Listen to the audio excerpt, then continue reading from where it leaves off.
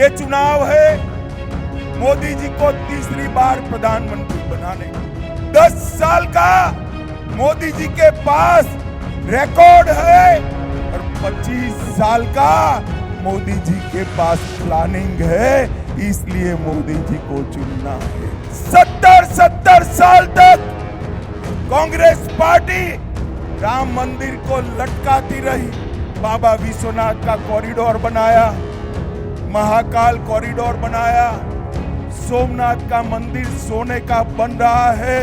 मोदी जी ने हमारे सभी मान बिंदुओं को ये 10 साल के अंदर पुनर्जीवित करने का काम किया है। भूपेंद्र जी, इन्होंने मेरे साथ संगठन में भी काम किया है और सरकार में भी, मोदी जी की कैबिनेट में हम दोनों हैं।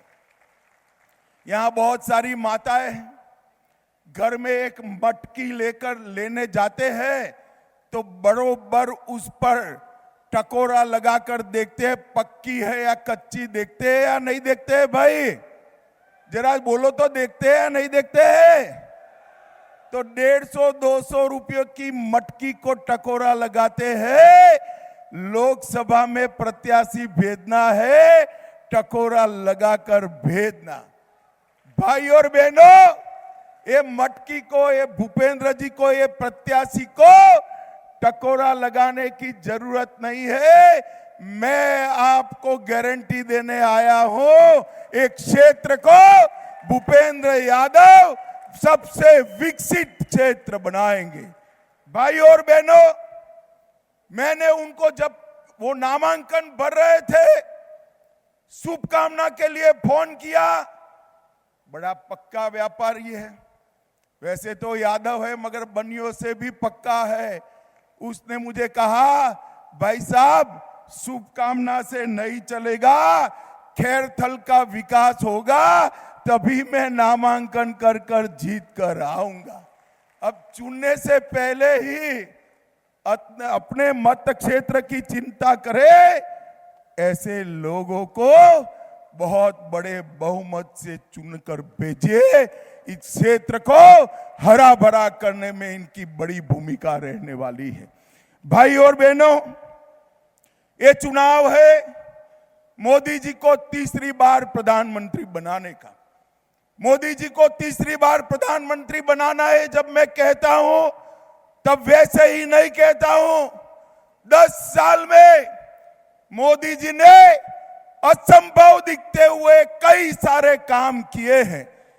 10 साल का मोदी जी के पास रिकॉर्ड है और 25 साल का मोदी जी के पास प्लानिंग है, इसलिए मोदी जी को चुनना है।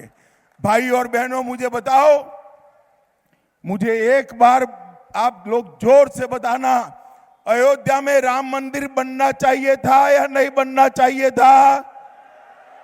जोर से बोलो, बनना चाहिए था या नहीं बनना चाहिए था?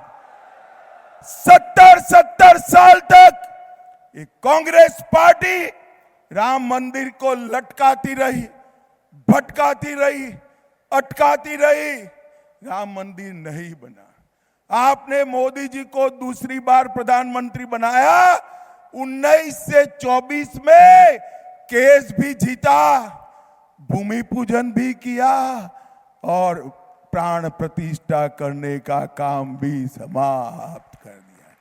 और इस 17 तारीख को 525 साल के बाद पहली बार रामलल्ला अपना बर्थडे, रामनवमी, ये भव्य मंदिर में मनाएंगे। मित्रों, हम सब के लिए गौरव का विषय है।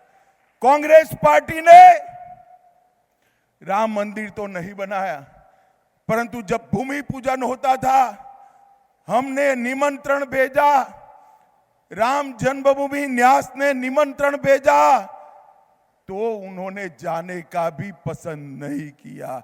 एक कांग्रेस पार्टी हमारे गौरव केंद्रों का रक्षा नहीं कर सकती।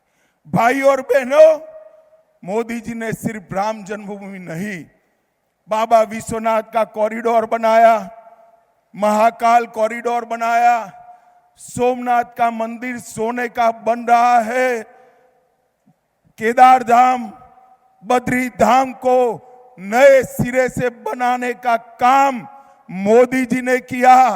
मोदी जी ने हमारे सभी मान बिंदुओं को ये 10 साल के अंदर पुनर्जीवित करने का काम किया है।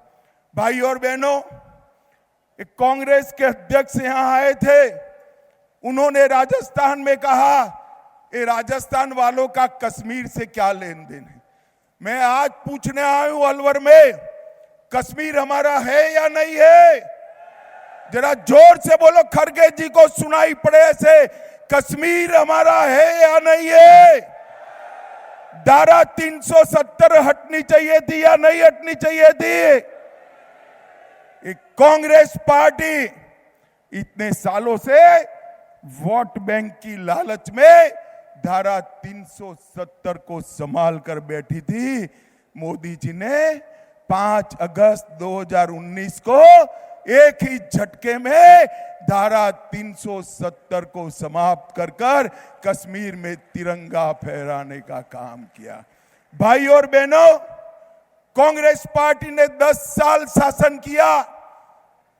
सोनिया मनमोहन की सरकार चली, आए दिन ये पाकिस्तान से आलिया मालिया जमालिया आते थे, बम धमाके करते थे और चले जाते थे। मोदी जी ने उनके समय में उरी और पुलवामा में हमला हुआ, मोदी जी ने 10 ही दिन में सर्जिकल स्ट्राइक और एयर स्ट्राइक कर पाकिस्तान के घर में घुसकर आतंकवादियों का सफाया करने का काम मोदी जी ने किया।